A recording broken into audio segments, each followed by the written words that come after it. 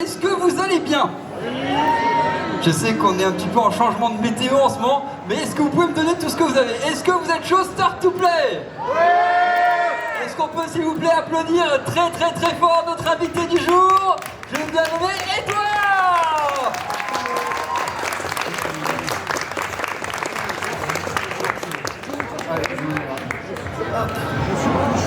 Bonjour tout le monde. Ça va? Alors, si jamais on va faire un petit peu la petite formule classique, on va dire. Donc on va laisser déjà Edouard se présenter rapidement, un petit peu pour dire voilà ce que tu as envie de faire pour te présenter pour les gens qui ne te connaîtraient pas. Même si vu les réactions sur Instagram, je pense qu'il y a un peu tout le monde qui te connaît. Ensuite, il y aura quelques questions et puis au bout d'une dizaine de minutes, vous pourrez dans le public poser toutes les questions que vous voulez par rapport à sa carrière, à ses envies, à ses jeux vidéo préférés. Il y aura vraiment de tout. Alors, dis-moi, vas-y, je te laisse te présenter. Eh ben moi, je suis Edouard. J'ai une émission sur YouTube qui s'intitule Rétro Découverte. Et je parle de rétro gaming sous un angle un petit peu spécial. On fait de la fiction, c'est-à-dire qu'on raconte des histoires autour du rétro gaming. On a une web série, on a des personnages. Donc j'aime bien comparer. C'est pour ceux qui connaissent le joueur du grenier. Lui, c'est plus dans le côté humoristique, gag. Mais voilà, ça ressemble un petit peu à ça, un mélange de fiction, de rétro gaming. Nous, on a un peu moins le côté gag, même si un petit peu beaucoup plus léger, plus pour le côté un peu plus nostalgie, émotion, on va dire. Voilà. Est-ce qu'à main levée, il y en a qui connaissent déjà ce qu'il fait? Je crois que c'est assez clair. Oh, le t-shirt Monsieur Pichon, la classe.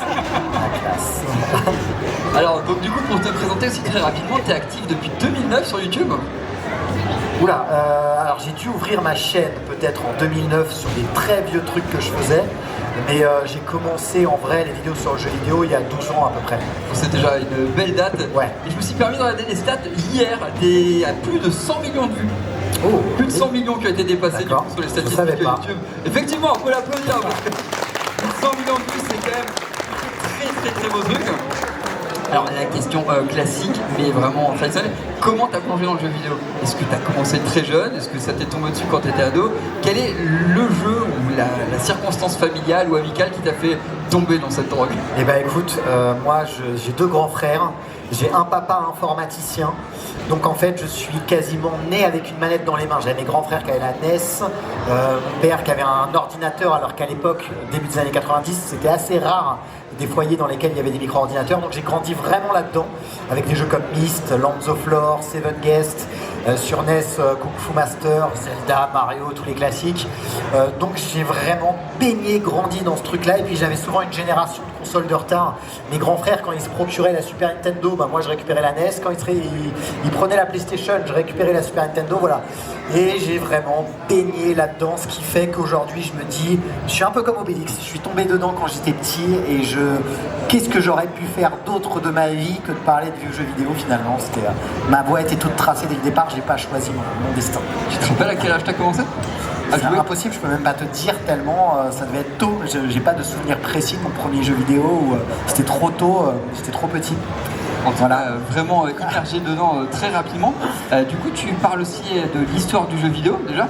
Ouais. Est-ce qu'il y a un élément qui t'a donné vraiment envie de parler de l'histoire, genre je sais pas, la saga Zelda qui t'a fasciné, ou est-ce que ça peut être juste tout simplement tu t'es dit bien à quel moment ils ont sorti une première console? Qu'est-ce qui t'a fait commencer à vouloir faire l'histoire du jeu vidéo?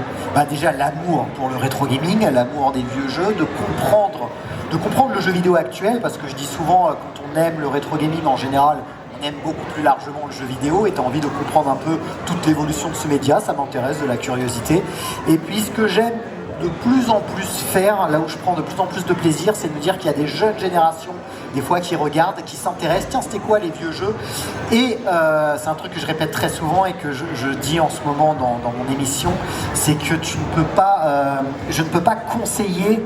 Il y a tout un tas de jeux rétro que je ne peux pas conseiller aujourd'hui parce que ça n'a aucun sens de jouer à certains jeux qui ont tellement vieilli, que ce soit... Alors les graphismes c'est une chose, mais par contre au niveau du gameplay, au niveau des temps de chargement, jouer sur... En ce moment je suis en train de bosser sur une vidéo sur un vieux RPG qui était sur Amstrad CPC. Tu as des temps de chargement constants à chaque changement d'écran. Tu dois constamment changer de disquette parce que en fonction des lieux où tu es, c'est infernal, c'est complètement... Ça reste injouable, c'est injouable aujourd'hui. Et j'aime expliquer pourquoi ce qui paraît aujourd'hui, mais en fait on se dit mais c'est pas possible, s'amuser avec ça. Et j'aime vraiment essayer de réfléchir à la question et de proposer ou d'expliquer du mieux que je le peux. Bah oui, à l'époque, on avait des yeux, on était admiratifs face à ces pixels. Les temps de chargement, on les voyait pas, c'était comme ça faisait partie du deal. Et c'était le jeu vidéo qui était comme ça, point barre. Et voilà, j'aime essayer de recontextualiser et de dire, ok, les jeux vidéo aujourd'hui, certains c'est devenu injouable le rétro gaming pour une partie du rétro gaming, tout dépend effectivement des jeux, etc. Mais qu'est-ce qui faisait que nous, et qu'est-ce qui faisait que ces jeux étaient merveilleux à nos yeux. J'essaie de recontextualiser autant que je peux.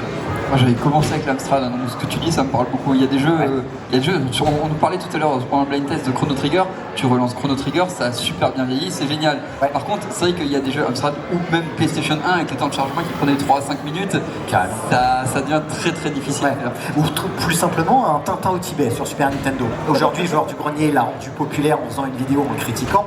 C'est vrai qu'aujourd'hui, jouer à Tintin au Tibet, c'est une abomination. Mais moi quand j'étais petit, Tintin au Tibet, qu'est-ce qu'il était beau ce jeu!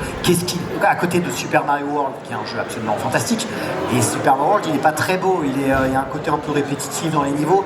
Tintin au Tibet, et quand tu arrivais à passer un nouveau niveau, c'était waouh! Tu t'ouvrais une nouvelle BD presque. Comme le Spirou qu'il y avait à l'époque, je sais pas si tu l'avais fait aussi. Ouais, tout à fait. Et les infogrammes étaient abominablement durs parce qu'ils n'avaient pas le choix, vu que les jeux étaient tellement beaux que l'espace mémoire de la cartouche était saturé au bout de 8 niveaux. Les jeux valaient quoi, 400, 500 francs, c'était une énorme somme. Tu pouvais pas acheter un jeu et le terminer en un quart d'heure, passer les 8 niveaux en un quart d'heure. Donc ils trouvaient des moyens de le rendre dur, que la durée de vie augmente. Effectivement, mais à l'époque c'était comme ça. Et quand tu allais dans une salle d'arcade, tu jouais à un jeu 5 minutes, 10 minutes, tu mettais ta... on se posait pas la question. Mais aujourd'hui, jouer à Tintin au Tibet, ça n'a plus aucun sens. Tout le monde se dit, mais c'est abominablement difficile. Faut remettre dans le contexte de l'époque. C'est le travail que j'essaie de faire. 10 minutes en bande d'arcade, c'était déjà très balèze. Je suis large, en plus je suis large. Est-ce que, histoire de jeux vidéo, il y en a un en particulier où tu as vraiment kiffé le faire et le faire partager? Un vraiment qui ressort? Bon écoute là, comme ça, je dirais Riven. Le second Myst, j'en ai fait une grosse vidéo, ça a été un coup de cœur immense. C'est génial parce que je traite du rétro gaming, mais des fois tu te dis je connais mon sujet, il n'y a plus grand chose qui va m'impressionner. Et non, j'ai joué à Riven que je n'avais pas fait, je m'attendais à une suite de Myst assez classique. J'ai pris un claqué énorme, encore là en 2020, je ne sais plus quand je l'ai fait.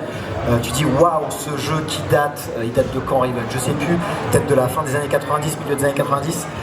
Il me met encore une claque aujourd'hui, comment il est conçu, son game design, etc. Donc ça, quand ça m'arrive, c'est un bonheur absolu. Et la Merzone, tu l'avais fait dans le même genre? La Merzone, je l'ai jamais fait. Il faudrait que je le fasse. C'est vrai. Ouais. C'était il y a 20-25 ans que je l'ai fait, mais très Ils ont sorti un remake d'ailleurs. Ah ouais? Ouais. Je savais même. Il y a un peu de temps, ouais. Il y a des scènes très très drôles dedans. En même temps, les énigmes, bonne ambiance, bref. C'était des jeux qui étaient hyper durs, les listes et tout ça. Ça faisait les beaux jours des Solus. Ah oui. Ouais. Et du coup, tu fais aussi histoire d'un personnage. Ouais. Est-ce que pareil, il y a un personnage qui t'a donné envie de raconter son histoire? À la base, pour lancer, je veux dire le... moi je dirais Mario, parce que je trouve que Mario il a une telle influence sur l'histoire du jeu vidéo global. On a copié Mario dans tous les sens. Super Mario Bros sur NES pose vraiment les codes de la plateforme, du jeu à scrolling. Tu avances, t'as 4 mondes, t'as un boss, tu refais 4 mondes, t'as un boss, jusqu'au final. Il pose vraiment la grammaire de ce que sera le jeu vidéo au-delà du jeu de plateforme. Super Mario Bros 3 va aller encore plus loin avec ce monde ouvert, ce truc de parc d'attractions. J'ai lu récemment, je ne savais pas cette anecdote, qu'apparemment Miyamoto et les équipes étaient allés à Disneyland pour voir un peu comment fonctionnait, et c'est comme ça qu'ils ont eu l'idée de faire des zones à thème qu'on connaît. On a tous vu ça dans 1000 jeux aujourd'hui, mais à l'époque, voilà, c'est nouveau de se dire il y a un monde, c'est la forêt, il y a un monde, c'est la montagne et la neige, il y a un monde, apparemment ça vient de Disney, et voilà, il y a vraiment ce truc de petite map où tu déplaces ton personnage, tu avances. Super Mario World, c'est les secrets, le fait d'avoir la route étoile, de découvrir un jeu dans le jeu, tu peux en découvrir beaucoup plus, ce qui donne aujourd'hui lieu au 100%, tu fais ton jeu et tu peux faire le 100% si tu as envie d'aller plus loin. Bien sûr, Mario 64, la 3D, ça pose la grammaire de gérer son personnage dans l'espace, qu'est-ce que t'en fais. Mario a une telle influence sur l'histoire du jeu vidéo qui va au-delà du jeu de plateforme, que pour moi, retracer son histoire, c'était... un désir que j'avais depuis un bon moment, quoi. Parce qu'il faut avouer que niveau level design, comme tu as dit, le concept du Bob Bird avancé, etc., niveau design de personnage aussi, le gros nez pour qu'on voie vers où il était en train de regarder, la casquette et tout ça, enfin, c'est du génie. Je veux dire, Shigeru, il a posé les bases sur absolument tout. Mais enfin voilà, histoire d'un personnage. Et du coup, effectivement, surtout les rétro-découvertes, est-ce qu'il y a, pareil, hein, je me répète, après, promis, on va passer un petit peu au côté FAQ, est-ce que niveau rétro-découverte, t'en as un où vraiment tu t'es dit, il faut que je le fasse à cause de ça? Parce que là tu parles, enfin moi, je suis un gros fan de rétro aussi, Final Fantasy, Zelda, c'est des grands classiques maintenant, mais voilà, commence avec. Est-ce qu'il y en a un où tu te dis, il faut que je fasse partager cette passion d'un vieux jeu, quoi? Ok, je vais en faire, dès que ce jeu-là, j'ai envie que tout le monde le découvre. Voilà. Oh bah il y en aurait 100 000, hein. J'ai pas d'exemple concret qui me vient. Si, je peux t'en donner un, jeu d'enfance que j'adore, Lands of Lore. On parlait de jeux PC, Dungeon Crawler, vieux RPG de Westwood. J'en avais fait un vieil épisode, mais j'aimerais en faire un nouveau, plus dense. Voilà, c'est pour moi, ça représente bien le rétro gaming et ce côté imaginaire qu'on avait parce qu'on était gamin, les graphismes étaient limités et ton imagination comblait le reste. Et voilà, et c'est un truc qui me plaît bien. Donc ouais, Lands of Lore, ça pourrait être un jeu. Ok, j'avoue. Très bien à prendre. Est-ce qu'il y en a qui connaissaient Lands of Lore? Quand même, ok, il y a quelques-uns qui ça a été un peu oublié. À l'époque, c'était le classique du jeu de RPG PC. Il a été un peu oublié, malheureusement. Alors, évidemment, les grandes questions classiques, si tu devais vivre dans un univers de jeux vidéo, un univers préféré dans lequel tu te verrais vivre, est-ce qu'il y en a un qui vient spontanément? Très bonne question. Peut-être Mario Sunshine, ça peut être cool d'être sur c'est Delfino. Ça va, c'est tranquille. J'essaie de... Si t'es accusé à tort. Ah oui, ouais, ça va être plus embêtant. J'essaie de trouver un lieu qui serait un peu sympa. Mais moi, c'est con, mais Midgar, dans Final Fantasy VII, m'a toujours attiré. Alors que c'est les taudis, le secteur 7. C'est pour ça que je pose la question, c'est parce que j'avais demandé s'il y a un univers que t'adores, mais où tu te dis putain, ça serait chaud de vivre juste derrière. Parce que pour moi, c'est FF7. T'as les matériels, t'as l'univers de rêve, c'est mon jeu vidéo. T'as l'univers de rêve et tout, mais quand même, vivre dans FF7, c'est chaud, quoi. Ouais, j'ai vu la planète qui est polluée, tout ça, mais Midgar, moi, m'a toujours attiré. J'adorerais faire du tourisme à Midgar. Pourquoi ils n'ont pas encore proposé Elon Musk qui nous propose d'aller. Pourquoi on ne peut pas aller à Midgar? C'est beaucoup plus sympa. Si HS, si t'aimes bien Midgar, tu connais Gunmu, le manga? Pas du tout. C'est exactement le même concept, une ville abstraite comme dans Metropolis. En bas, t'as Kuzusetsu, la décharge. C'est le seul manga papier qui est vendu plus en Occident qu'au Japon. Et en fait, c'est totalement ça, une ville abstraite avec l'élite au-dessus, mais encore plus élite. Et en bas, les gens qui vivent vraiment dans les taudis, la décharge, ils peuvent se faire tuer dans un coin de rue pour une moelle épinière. Enfin, vraiment, c'est le côté cybernétique bien trash des années 90-2000. Et voilà, les deux se sont inspirés l'un l'autre. Ils l'ont reconnu, donc voilà. C'est la recommandation de ce Start to Play. Alors là, je suis sûr que tu vas aimer. Si t'aimes, je regarde carrément. Voilà, et donc, du coup, avant de revenir un petit peu sur ce genre de questions, est-ce que déjà, il y en a parmi vous qui ont des questions à poser telles quelles, ou est-ce que vous voulez un petit peu accéder? Ouais, voilà, je crois qu'il y en a une spontanément. Alors, il y a quelqu'un qui va venir avec le micro pour venir poser la question. Voilà, c'était monsieur avec la casquette. Merci à vous deux pour la conférence, elle était super. Edouard, ça fait déjà 10 ans moi que je suis abonné à ta chaîne, j'ai connu avec l'histoire de Sonic, Waluigi, Wario, Crash Bandicoot. Et là récemment, je crois que c'était l'année dernière, en début d'année, j'ai adoré une de tes vidéos, c'était sur les premiers Metal Gear. Ouais. Et moi c'est une de mes sagas préférées, je suis vraiment un grand fan. Et je voulais savoir, comme c'est en ce moment, on a fait beaucoup parler avec Snake Eater, le remake qui est sorti, ou Death Stranding de Kojima. J'ai une question, est-ce que si on... Il y a ceux en pixelisé, est-ce que dans les Metal Gear, sur les 5 et plus les spin-offs qui sont sortis, lequel est ton préféré? Je n'ai pas joué à tous les Metal Gear. Je n'ai pas joué à tous. Il y en a qui me sont un peu tombés des mains. Mais je dirais le 1 sur PS1 par nostalgie, ça a été ma découverte de la licence. À l'époque, c'était une claque immense MGS. Donc je dirais le 1. Mais voilà, j'ai pas fait le 3, j'ai pas fait le 5. Donc je suis pas non plus un spécialiste de la série. Mais récemment, pour Rétro Découverte, j'ai fait les 3 premiers. Donc le premier sur MSX, un vieux micro-ordinateur des années 80. Le deuxième sur NES, qui n'est pas développé par Kojima, Snake's Revenge. C'est dur à rejouer. Qui est assez horrible. Kojima avait compris c'est quoi un jeu d'infiltration dès le départ, ce qu'il voulait faire. Quant à Konami de son côté qui se dit on va faire la suite, Non, bah ouais, faire un jeu d'infiltration, c'est respecter certains codes, ils les ont pas respectés. Et le troisième, effectivement, Metal Gear 2, qui lui est une bombe, il est vraiment très sur MSX toujours génial pour ça. Si je peux me permettre, si tu aimes le 1, parce que c'est mon préféré aussi, le remake sur GameCube, Twin Snakes, il est incroyable. En fait, il est pareil, plus beau, plus lisse, plus détaillé, ils ont rajouté quelques trucs, et tu as la vue FPS pour viser, et tu peux endormir les gens. T'es pas obligé de faire du létal. D'accord. C'est le 1 en beaucoup mieux en fait. Ok, j'ai jamais fait, mais j'en ai entendu parler. Le meilleur, d'accord. Vraiment. Donc voilà, une question sur Metal Gear. Est-ce que quelqu'un d'autre a une autre question spontanée avant d'avoir un petit peu les thèmes?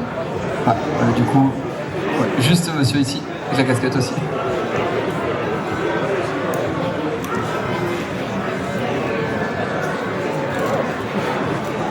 Moi, c'était une question par rapport à Rétro Découverte. C'est quoi qui t'a poussé à vouloir scénariser?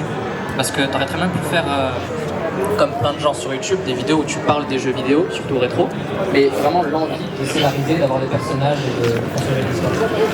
Alors moi, à la base, quand je sors de mes études, j'obtiens mon bac et je fais une école d'audiovisuel parce que je voudrais travailler dans le cinéma. C'est une de mes autres passions. Et je sens qu'il y a un truc qui m'attire avec l'écriture, la réalisation, tout ça. Il s'avère que je passe les détails, je bifurque très vite à écrire des vidéos sur le jeu vidéo, pour jeuxvideo.com. Et pour ceux qui ont suivi à l'époque ma première chronique, l'histoire du jeu vidéo, j'avais déjà un petit côté fiction où il y avait un proviseur, etc. Je mettais une petite histoire, une petite ambiance parce que c'était le naturel, j'aimais faire ça. Et à un moment donné, j'ai un peu freiné parce que faire de la fiction sur YouTube, c'est très contraignant. Ça demande des budgets, ça demande beaucoup plus de temps. Forcément, parler tout seul devant ta caméra, ça va. Quand tu commences à devoir avoir des décors, à avoir des comédiens, c'est beaucoup plus d'organisation. Et donc j'avais commencé à freiner, puis le naturel revenant au galop, j'ai remis. C'était pas un choix conscient, je me suis pas dit il faudrait que je fasse de la fiction parce que non, c'est l'envie, le désir. Le personnage d'Arnaud est arrivé. C'était marrant, c'est devenu un copain, Julien qui interprète Arnaud. Et puis tu as envie de mettre un deuxième personnage, par exemple Mao qui joue Alice, ça devient une copine, on a envie de les retrouver, donc je réécris des trucs avec eux. Et naturellement, sans que ce soit pensé, ça commence à devenir une petite série, parce qu'on retrouve ces personnages. Je vois qu'il y a des gens qui se prêtent au jeu. Dans les commentaires, il y en a qui me disent « Ah mais attends, Sylvie il a dit ça par rapport à l'épisode ». Je dis « Ah mais les gens sont en train de créer un lore avec eux. C'est génial, wow, trop bien ». Donc moi je me prête au jeu aussi, je me dis « Je vais essayer de faire attention à ce que ça se suive, à ce que ce soit cohérent ». Et voilà, et je prends un plaisir fou. Et en fait, vu qu'on a de plus en plus de monde chaque année, que les financements participatifs, entre autres, marchent de mieux en mieux, on a de plus en plus de budget, on peut se permettre de plus en plus d'avoir des techniciens, des comédiens, de faire des épisodes plus gros, et la fiction a pris une place énorme. Moi, c'est d'autant plus de plaisir pour moi, même si c'est d'autant plus de boulot, mais le plaisir, il est démultiplié, donc voilà, c'est venu très naturellement, ça n'a pas été conscient, et aujourd'hui, c'est, je pense, une spécificité de la chaîne, on se différencie aussi des autres comme ça, même si encore une fois c'est pas un calcul, mais le fait est qu'on se différencie parce qu'on ne parle pas simplement, j'allais dire, de rétro gaming, même s'il n'y a pas de façon simple de parler de ce sujet, mais voilà, on a ce petit truc en plus où il y a le côté web série, et certains me l'ont dit ce matin, peut-être que certains d'entre vous en font partie, il y en a qui sont pas très jeux vidéo, pas très rétro gaming, mais ils regardent quand même la chaîne parce qu'il y a ce côté série, ils ont envie de savoir comment les personnages vont évoluer et tout ça, donc au final je pense que c'est chouette quoi. Question par rapport à ça, est-ce que tu as été influencé par d'autres web-séries genre Noob, Nerds, Flanders Company, l'Histoire du futur et tout ça? Franchement, Joueur du grenier, Noob, alors c'est pas cool, j'ai du mal, Noob, oui, je suis pas fan du tout. Chacun c'est... ouais, mais non, j'ai pas, oui, Visiteur du futur, forcément, Visiteur du futur. Flanders Company, t'as connu? Flanders Company, je connais pas du tout. Ah, c'était en prime sur No Life et ça s'est arrêté plus ou moins d'un coup. Ok. Équipe super cool, ils sont super sympas, la série était très drôle, c'est une série de super méchants qui servent un petit peu à envoyer des méchants contre les super-héros pour les promouvoir. Donc c'est l'intérêt d'une entreprise, c'est très très d'accord. Faudra que ils sont encore dispo sur YouTube les épisodes? Bonne question. Ouais, je regarde. Sur No Life à l'époque. Ouais, il y a quelqu'un qui est... Ok, je regarderai, je connais pas. Ok. Mais non, je dirais Joueur du grenier, quand même, dans ce côté justement, la gestion entre la fiction et le rétro gaming, quoi. Ok. Est-ce que quelqu'un a une autre question spontanée ou est-ce que vous voulez qu'on en arrive à une question que beaucoup vous demandaient, s'il y a une autre histoire de jeu vidéo que vous voulez proposer ou une histoire de personnage que vous voulez proposer? N'hésitez pas, hein, on a exprès accéléré le côté un petit peu interview pour que vous puissiez poser toutes les questions que vous avez. Alors il y a quelqu'un qui a une question juste ici. Ouais, pourquoi pas Shadow de Sonic pour être intéressant, parce que c'est vraiment un des personnages de jeux vidéo les plus appréciés. Il a une bonne origin story, il y a des croquis aussi qui ont été trouvés sur le net. Alors je me suis dit, ouais, ça peut être une bonne idée. Ou bien il y a encore d'autres personnages dont j'avais une idée, par exemple les plus célèbres, on peut citer par exemple les origines de Last of Us avec Joël par exemple, ou Abby ou Ellie, mais je sais que toi t'es plus rétro gaming, et pourquoi pas ouais, parler aussi. Duck Hunt aussi, ça pourrait être intéressant. Ouais, carrément. Alors par contre, pour ce qui est de l'histoire des personnages, je le fais de moins en moins. Maintenant, je fais plus des épisodes centrés sur un jeu, voire sur 2-3 jeux. Mais l'histoire d'un personnage, le problème que ça me posait, c'est qu'en fait, des fois, Shadow, typiquement, tu vas avoir plusieurs jeux, une série de jeux où il y a Shadow. Il faut faire les jeux, il faut analyser, ça prend un temps monstrueux. Je trouve que finalement, j'entre moins en profondeur dans le jeu, puisque j'en ai 10 à faire. Donc je le fais moins, je trouve ça moins intéressant et je m'éclate plus finalement à un jeu, j'ai envie d'en parler, je vais à fond dedans. Et voilà, donc c'est quelque chose que je freine et il n'y a pas d'autres vidéos prévues pour le moment sur des histoires de personnages. C'est vrai. Du coup, on l'a évoqué, est-ce que toi t'aimes bien Shadow? Parce que je sais que c'est très mitigé, il y a ceux qui l'adorent, le côté un peu Végéta, il y a ceux qui disent qu'il a un côté un peu Dark Sasuke. Alors je suis pas un grand amateur de la série Sonic, mais moi j'aime bien Shadow pour le peu que... Son histoire dans Sonic Adventure 2, vraiment j'ai fait que le 1, Sonic Adventure. Le 2 est génial ici, si jamais, pour moi c'est le dernier vrai Sonic 3D, mais bon, je vais me faire peut-être des ennemis là-dessus. Il y a des gens qui ont fait Sonic Adventure 1 et 2 ici? Vous les avez aimés? Ok, oui, bon c'est... 100%. Voilà. Le 100%. Avec Green Hill? Avec les KO à fond, c'est pur. Ouais, c'est un des jeux hyper dur à 100%. Alors, est-ce qu'il y a quelqu'un d'autre qui avait une petite question par rapport à un sujet à proposer? Voilà, ou autre, voilà. Juste ici. Voilà. D'où se vient ton processus créatif en fait et ton inspiration pour les différents arts de rétro-découverte? Mon processus créatif, mes inspirations, écoute, c'est moi l'inspiration on peut la trouver absolument partout dans la vie de tous les jours. Et sinon, je sais une question qu'on me pose beaucoup, peut-être ça rejoint ça, c'est pour écrire des fois, c'est-à-dire que j'ai une idée d'histoire et je vais me poser des questions. Tiens, quel jeu pourrait correspondre à ce que j'ai envie de raconter?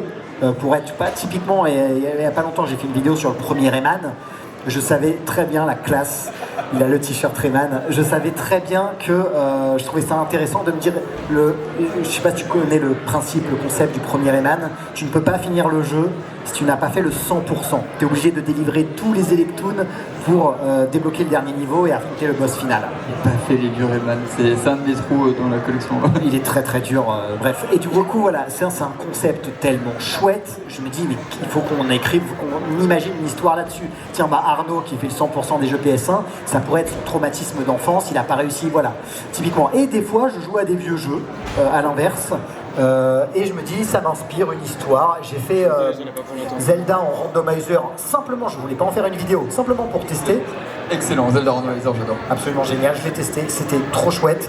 Et il y a toute une histoire qui m'est venue en tête avec l'Extra Life Café pour ceux qui ont vu l'épisode. Je raconte pas, mais voilà. Donc les deux processus peuvent être liés. Merci beaucoup. Des fois, j'ai une intrigue et je me dis quel jeu vont me coller là-dedans. Des fois, j'ai un jeu qui m'inspire une histoire. Et des fois, si ça arrive, j'ai un jeu et je sais pas quoi en faire. Et je me jette à la poubelle. Ça arrive aussi.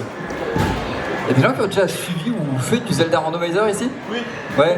Le 1 ou plutôt des trucs genre Ocarina of Time, Link to the Past?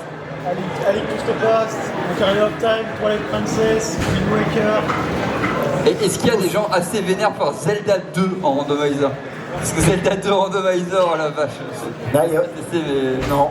C'est le pur. Bah ouais, il y a aussi le pire, je crois, du pire, c'est qu'il y a un randomizer Zelda Link to the Past, Super Metroid. Tu rentres dans une salle, tu peux te retrouver dans le jeu Super Metroid. Il faut que tu arrives à lier les deux jeux. Et c'est pour les fous furieux. Ah ouais, complètement. Je connais quelqu'un, je sais pas s'il est encore là, le gagnant du championnat l'année dernière, là, qui justement faisait ça. Il y en avait une autre version avec 15 jeux qui s'enchaînent. En fait, ça peut s'enchaîner entre 3 secondes et 5 minutes. Tu joues et puis ça switch tout seul et il faut finir tous les jeux. Wow. Un truc de malade. Est-ce que quelqu'un avait encore une question à poser par rapport à... Alors, il y en a 2 là du coup. 3, 4. Alors, je sais pas si... peut-être déjà monsieur du coup. Quand ça limite on fait dans l'ordre. Entre la première étape où tu as l'idée de la vidéo et l'upload sur YouTube, c'est quoi les différentes étapes? et les difficultés un peu de chaque étape. Alors, ma première étape, c'est la capture du jeu.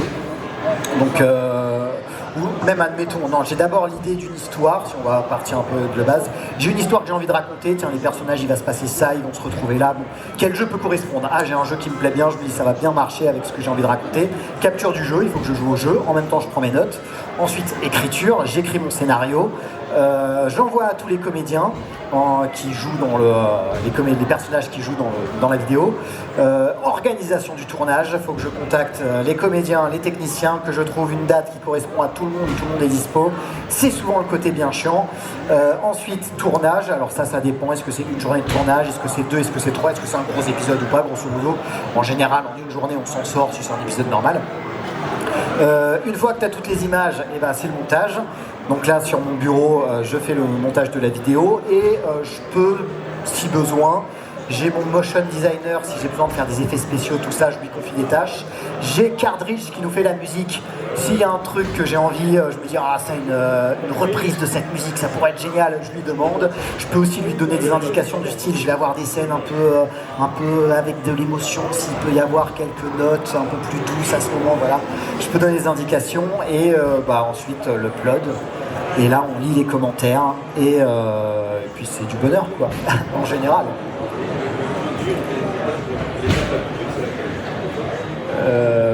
Bonne question. L'étape la plus dure, comme je disais, l'organisation de tournage est particulièrement fastidieuse et chiante. À savoir que, en fait, c'est tout bête. Il faudrait que si j'avais du budget ou que je consacre du budget à ça, il faudrait que j'embauche quelqu'un pour gérer cette partie-là. Parce que c'est vrai que c'est très fastidieux de gérer les timings, les emplois du temps, caler. Ça, c'est la partie la plus fastidieuse. Et le montage, je ne suis pas un grand fan de montage. Quand je peux aussi me le permettre, j'embauche quelqu'un pour s'occuper du montage. C'est pas la partie que je préfère. Moi, c'est l'écriture et le tournage qui me plaisent le plus. Le montage au début, c'est fun, mais quand c'est pas notre passion première, au bout d'un moment, c'est vraiment... C'est un peu rébarbatif. Ouais, ça peut. Alors, du coup, il y avait une autre question juste ici, je crois.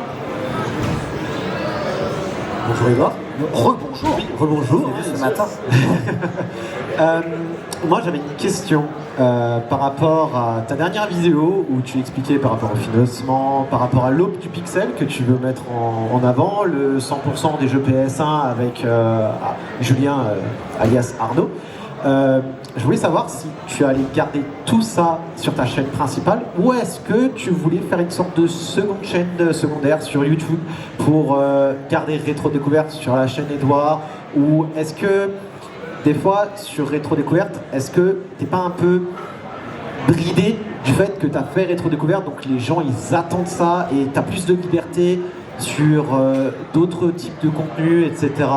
La question est pas facile, mais elle est très large. Donc. Ouais. Alors déjà créer une seconde chaîne, non, parce que c'est trop de galère. Déjà une chaîne, réussir à faire grimper une chaîne pour avoir un nombre d'abonnés qui te permettent d'en vivre, etc. C'est déjà compliqué, donc repartir de zéro sur une seconde chaîne, c'est pas possible. Et pour te donner une anecdote, j'avais discuté avec le joueur du grenier, vous savez, qui avait créé sa chaîne Le Bazar du Grenier. Et il m'avait raconté que pour que sa chaîne devienne viable, ils avaient travaillé comme des malades au début pour produire, pour faire grimper, que la chaîne elle existe, et le temps que vraiment ensuite ça devienne viable. J'ai malheureusement pas ce temps-là, pas les ressources financières, donc non, c'est inenvisageable. Et en fait, l'aube du pixel, moi ça m'inquiète pas trop parce que tu l'as constaté, ça reste complètement dans l'univers de Rétro Découverte. C'est ma nouvelle émission l'aube du pixel que je suis en train de préparer, et avec le 100% des jeux PS1 et plein d'autres petites émissions, mais en fait ça reste dans un cadre que vous connaissez tous si vous suivez Rétro Découverte. Donc on n'est pas perdu, il n'y a pas de nouveaux personnages, on reste vraiment sur le terrain connu. C'est un univers étendu en quelque sorte, ouais, en vrai le lore reste totalement identique, c'est juste que les personnages partent sur des nouvelles émissions, et en fait on n'est pas très loin de Rétro Découverte, en réalité. Merci à toi. Merci. Il y avait également une question juste derrière, je crois, c'était qui avait encore? Oui, juste ici. Ouais, salut. Bonjour. Ouais, je voulais juste savoir justement si tu as déjà pensé à un long métrage. Ouais, c'est le rêve de gosse, ça. C'est le film, c'est le rêve de gosse. À la base, comme je disais, j'avais fait une école d'audiovisuel dans le but, parce que moi j'étais persuadé que j'étais le prochain Spielberg. C'est vrai, pas vraiment. Mais effectivement, mon but c'est un jour de faire un film. J'ai écrit un gros truc. Il faudrait que je prenne le temps de retravailler, mais voilà, si je meurs demain, je me dirais putain, j'ai pas fait un film. Ce serait un regret quand même. Donc j'espère y arriver un jour. Ce serait full fiction ou à côté un peu reportage en même temps? Full fiction, ouais, full fiction. Alors ça parlerait, il y a un truc que j'ai écrit, ça parle de jeux vidéo. Il y a le thème du jeu vidéo qui est dedans, du rétro gaming, mais c'est full fiction. Voilà. Et du coup, il y avait une dernière personne encore aussi de ce côté-là? Oui, ouais, juste ici. Là. Avec le haut blanc, juste derrière. Là, à droite. À ta droite, Manu. Juste derrière ça, derrière ça. Déjà, bonjour. Bonjour. Alors, est-ce que j'ai des générations, des anciennes consoles, genre Mario, Zelda, Pokémon, des anciens aux plus nouveaux? J'ai pas compris la question. Dans les générations de Mario, Zelda et Pokémon, les générations de la chaîne YouTube des anciens aux plus nouveaux. Faire une chronologie? Oui. Ah, tu voudrais que je fasse une chronologie de l'histoire complète du jeu vidéo? C'était ça? D'une saga? C'est ça? Mario, Zelda, Pokémon. En chronologie, l'ensemble des trois? Ah, faire une chronologie de Mario, faire une chronologie de Zelda, faire une chronologie de Pokémon.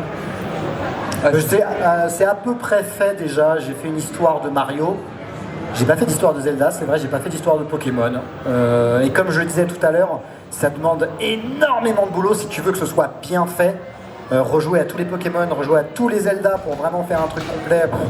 Je préfère, tu vois, là je prépare un épisode sur Twilight Princess. Voilà, je joue à Twilight Princess, je cherche mes infos sur Twilight Princess, ça me demande déjà beaucoup de temps. Refaire toute la saga Zelda, compliqué. Zelda et Pokémon en particulier. Pokémon encore pire peut-être. Donc un par un, c'est très bien. Est-ce que tu as un Zelda préféré? Moi, depuis que j'ai fait le randomizer, Link to the Past, parce que maintenant je le connais très bien, le jeu, c'est devenu mon Zelda préféré. Et c'est mon Zelda d'enfance. Et Pokémon? Pokémon première génération, parce que alors aujourd'hui c'est injouable, Pokémon c'est ce que j'ai entendu rejouer. Mais c'est mon Pokémon d'enfance quoi. T'avais fait Gold Decimal? Non, je me suis très vite arrêté. Après Or et Argent, j'ai pas continué. Ouais, justement, Or et Argent, Gold Decimal. Ah bah oui, excuse-moi, ceux-là, oui, je les ai faits. Ceux-là... Très cool. Et je me suis arrêté à là. C'était à l'occasion, Earth Gold et Soul Silver, c'est le remake avec le moteur 4G. D'accord. C'est probablement le prime. Je sais pas s'il y en a qui ont fait Earth Gold, Soul Silver ici. C'est tout. Ah ouais, ok, on est vraiment pas nombreux. En fait, Diamant, Perle, Platine, l'histoire était adorée ou détestée selon les gens. Et le moteur, il défonçait. C'était un peu le prime côté 2D. Et on reprenait justement Johto et Kanto avec dessus, avec le moteur de la 4G. C'était vraiment exceptionnel. Ça a super bien vieilli. J'ai revu il y a quoi, il y a 4-5 ans. Franchement, ça reste hyper cool. Ok, bon à savoir. Alors, est-ce qu'il y avait du coup encore une question qui s'était rajoutée? Oui, donc ouais, il y en a 3 du coup. Donc peut-être déjà juste ici.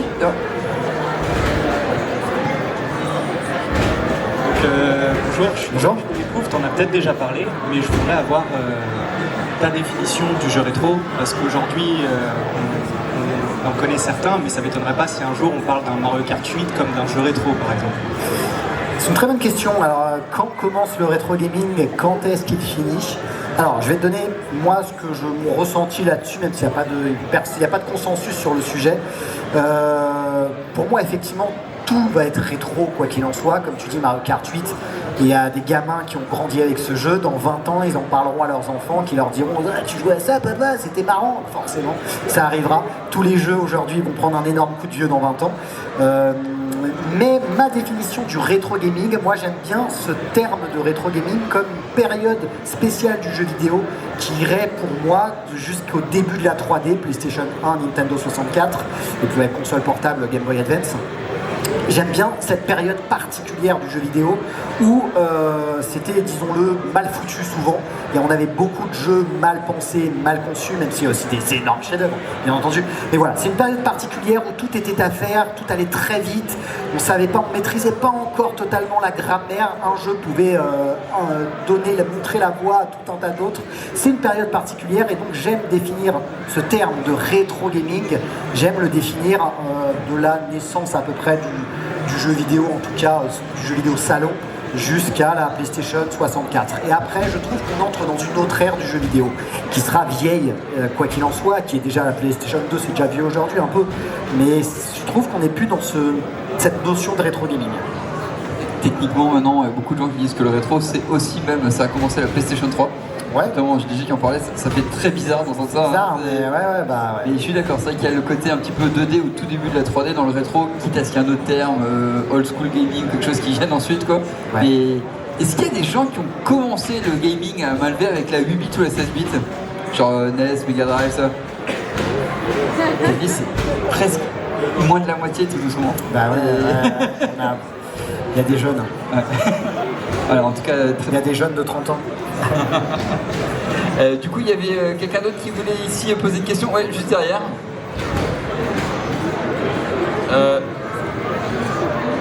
Est-ce que tu préfères présenter des jeux peu connus ou très connus? Alors, pour les statistiques, je préfère présenter des jeux très connus. Ça marche beaucoup mieux. Mais pour l'amour de faire découvrir des choses et parler de vieux jeux, des jeux pas connus, c'est plus intéressant, plus rigolo. J'ai pas de préférence honnêtement, les deux, ça dépend. Mais par exemple, je donne un exemple, j'en ai parlé un peu à quelques-uns ce matin, je suis en train de bosser là sur un épisode qui va être très chouette, je le tease. Ce sera sur le premier RPG français quasiment. C'était Fer et Flamme sur Amstrad CPC. C'est un jeu que, à mon avis, aucun d'entre vous connaît, je pense. Jeu d'Ubisoft, si tu connais, bon bravo. Un des premiers jeux d'Ubisoft. C'est injouable aujourd'hui, c'est catastrophique, mais qu'est-ce que c'est passionnant. J'ai eu la chance d'avoir Hervé Lange, le développeur, en interview. J'ai eu la chance d'avoir quelqu'un qui a terminé, je crois qu'à l'époque, personne n'a terminé le jeu, tellement c'est abominablement difficile. Mais il y a un mec qui a eu le jeu gamin, il l'a terminé 30 ans plus tard. Je l'ai retrouvé ce gars-là, on a échangé. Donc je trouve cette histoire absolument passionnante. J'ai le développeur du jeu, j'ai le gars qui l'a terminé 30 ans plus tard avec l'aide d'autres amis sur internet, tout ça. L'histoire est passionnante, je sais que personne va connaître ce jeu, je sais que les gens vont voir Fer et Flamme quand la vidéo va sortir, on va dire je m'en fous, je connais pas, je clique pas, ça m'intéresse pas. Tant pis, il y aura peut-être un peu moins de vues, mais c'est tellement, le sujet m'a tellement passionné, je suis tellement content de faire découvrir ça à tous ceux qui voudront bien s'y intéresser que voilà, le plaisir il est décuplé. En vieille pépite française, petite question perso, est-ce que tu as fait Flashback? Oui, j'ai joué à Flashback, bien sûr, et ça mériterait, je n'en ai jamais fait un épisode, mais ça en mériterait. Des énormes jeux. Paul Cuisset, ouais, ça serait vraiment. Il y avait plein de versions Mega Drive, SNES, Amiga, il y avait des musiques différentes, des bruitages qui étaient changés. Génial. Et j'ai fait Another World. Another World. Je l'avais pas à l'époque, mais j'ai pu rattraper ensuite. Génial, Another World aussi. Il y a des gens qui ont joué un peu à Flashback ou à Another World? Ah, quand même. Ok, ça fait super plaisir. Est-ce qu'il y avait du coup une autre question, je crois, qui était par ici? Ouais, juste là, du coup. Monsieur avec les... Bonjour. Bonjour. Rebonjour. C'est vrai. Alors j'ai une question, est-ce que tu as joué à Mario Kart World? Oui, je l'ai. D'accord, et c'est quoi ton avis général, vraiment général, rien de spécifique Alors mon avis sur Mario Kart World, moi je l'aime bien, j'ai entendu beaucoup de critiques dessus, mais moi je trouve l'idée de lier tous les circuits dans une espèce de grande map, je trouve l'idée très sympa. Donc voilà, j'ai pas non plus d'avis très spécifique là-dessus, mais j'aime bien, je m'amuse bien sur Mario Kart World. Moi j'aime bien aussi le côté open world, en fait, on se balade. Ça je trouve ça dommage qu'il n'ait pas mieux exploité, j'aurais bien aimé qu'il y ait des quêtes un peu plus sympas ou quelque chose à faire d'un peu plus sympa dans le monde. C'est vrai que c'est creux finalement quand tu te balades dans le... Mais après voilà, j'aime bien vraiment l'idée de réussir. Je me suis dit ça a dû être un vrai casse-tête de level design de réussir à tout relier. Ça, la prouesse m'impressionne. Voilà. Et juste, tu penses quoi du fait qu'il y a plein d'ennemis de Mario qui ont été rajoutés, par exemple le poisson, le Chip Chip. Les nouveaux personnages. Ah. Oui, le poisson, parce que moi j'ai pas compris l'intérêt de pourquoi, parce que j'ai trouvé que c'était pas très logique en fait. Ouais, bon, je sais pas, faire davantage de... mettre une multitude de personnages... je sais pas si t'as un avis sur ça. J'ai trouvé ça fun. Ouais, moi ça me dérange pas, ouais. L'idée de jouer un personnage, ils auraient pu avoir au moins un costume chacun, parce que genre on joue le Condor ou le Chip Chip, on n'a pas de costume. Mais moi je trouve ça, perso j'ai trouvé ce Mario Kart très très cool. Pour moi c'est le meilleur depuis Double Dash. Moi Double Dash il était génial. Ouais, voilà, depuis Double Dash. Ouais, carrément. Ouais, ça c'est chiant. Mais j'ai beaucoup de gens qui l'aiment pas du tout. Donc, alors que moi franchement je trouvais qu'il était super cool. Ouais, moi je le trouve très cool. On peut avoir encore une dernière question. Alors est-ce que quelqu'un a une dernière question qui lui... Alors là il y en a deux qui ont une petite question encore. Ici.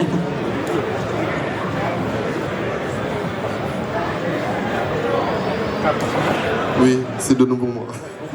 Ouais, je voulais savoir justement, tu parlais tout à l'heure de l'Amstrad et tout ça. Ce serait intéressant justement d'avoir justement ton regard justement sur les jeux sur Amiga, sur Atari. Il y en a pas mal à exploiter, hein. Je pense à Prince of Persia par exemple, le tout premier, ce genre de jeu. Carrément. Hein, à voir quoi. Prince of Persia, ce serait génial et en plus je pourrais faire une interview de Jordan Mechner.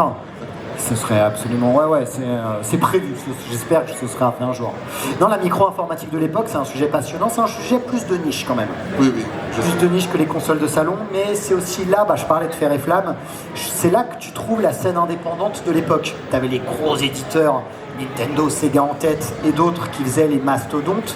Et quand tu voulais les petits jeux que certains gars, des fois, faisaient tout seuls dans leur garage, ils les publiaient sur la vidéo. Je joue, moi, enfant. C'est un truc que je fais de moins en moins parce que je trouve que plus je vieillis, en plus j'ai perdu mes cheveux maintenant, plus je vieillis, moins c'est crédible, plus ça me dérange de faire ça. Mais je sais que c'est des vidéos qui plaisaient énormément. Et la question c'est... Alors justement, est-ce que c'est inspiré un peu réel de ton enfance, avec ton père ou... Tout à fait, à 400%. C'est-à-dire qu'à la base, effectivement, je m'inspire d'une période que je trouvais hyper intéressante pour tous les jeunes qui nous regardent, la période pré-internet, où mine de rien, avant internet, le monde était quand même bien différent de celui d'aujourd'hui, où tu n'avais pas le choix que de sortir, aller voir ton pote, tu étais bloqué dans un jeu, tu pouvais être bloqué des mois entiers dans ton jeu, tu t'aidais entre amis. C'est pas un jugement de valeur, hein. Je sais pas du tout, c'était mieux avant, c'est pas ça que je veux dire, c'était différent, c'était une autre époque. Et j'aime bien raconter cette époque, c'est pour ça que j'aime bien recontextualiser. Et je pars totalement sur du vécu, sur aussi nos parents, le regard de nos parents sur le jeu vidéo. Je pense que les jeunes qui sont là ont peut-être moins ce truc-là parce que les parents sont un peu plus gamers ou ont quand même un peu connu ça. Nous, nos parents à nous, dans les années 90, le jeu vidéo, c'était un jouet qui nous abrutissait. Pour les bébés, pour les enfants. Pour les enfants, ça avait vraiment aucune valeur artistique ou c'était juste des niaiseries, quoi. Et moi, ça me touchait énormément. Je m'en souviens que j'avais envie de dire à mes parents, non, c'est peut-être un peu plus réfléchi que ce que vous voyez. Et donc c'était une époque un peu particulière. Et effectivement, je m'en inspire totalement. Maintenant, j'ai envie de raconter des belles histoires. J'aime bien ça. Je romance. J'écris. J'ai envie que ce soit palpitant. J'ai envie que vous m'écoutiez. Donc, je romance pour écrire de belles histoires. Donc, effectivement, ça part d'un truc vrai, de toute une expérience, etc. Et plus ça va, plus je romance, plus j'essaie de trouver des histoires marrantes à raconter. Et un truc que j'ai envie de faire, je ne l'ai pas encore fait, mais c'est un truc vraiment auquel je pense. Comme j'aime tellement revenir un peu sur ces années-là, les années 80-90, je réfléchis et que j'apprécie de moins en moins, comme je disais, jouer l'enfant parce que je trouve que je prends de plus en plus d'âge et jouer un gamin de 8 ans, et j'aimerais bien commencer à bosser vraiment, à imaginer, à faire tourner des vrais enfants, à essayer de recontextualiser. Et je trouve que ça pourrait être intéressant, ça pourrait donner un cachet, tu vois, quand tu regardes une saison comme Stranger Things, une série comme Stranger Things, ça donne envie de faire un truc dans ce style-là. En parlant de rétro gaming, il y a vraiment quelque chose à creuser, sauf que tourner avec des enfants, c'est aussi quand même plein de contraintes et des difficultés. Et tu gères pas un enfant comme tu gères un adulte. Donc c'est plein de contraintes, mais le challenge est quand même super intéressant. Alors, écoute, merci pour ta réponse. Merci à toi. Merci beaucoup, un gros bisou. Merci. Alors, est-ce que Edouard, ça te va la petite tradition de finir en faisant, si le public veut bien se rapprocher, qu'on fasse une petite photo avec eux? Mais bien sûr, avec grand plaisir. Voilà. Est-ce que vous voulez tous vous rapprocher, comme ça on peut faire une petite photo?